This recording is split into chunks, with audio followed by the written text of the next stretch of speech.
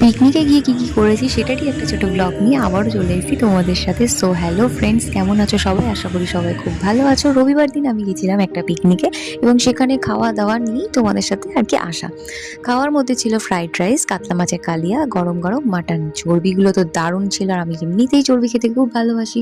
ওহো, চাটনি আর পাঁপড়ের ভিডিওটা করতে ভুলে গেছি। তো যাই হোক, পিকনিকটা মোটামুটি খুবই ভালো এনজয় করেছি।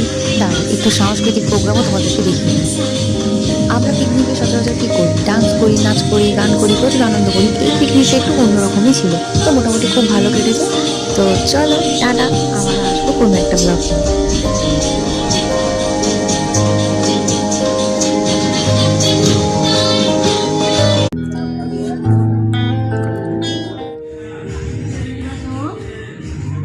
পিকনিকে গিয়ে কি করেছি সেটারই একটা ছোট ব্লগ নিয়ে আবারও চলে এসেছি তোমাদের সাথে। সো হ্যালো ফ্রেন্ডস, কেমন আছো সবাই? আশা করি সবাই খুব ভালো আছো। রবিবার দিন আমি গেছিলাম একটা পিকনিকে এবং সেখানে খাওয়া দাওয়া নিয়েই তোমাদের সাথে আর কি আসা।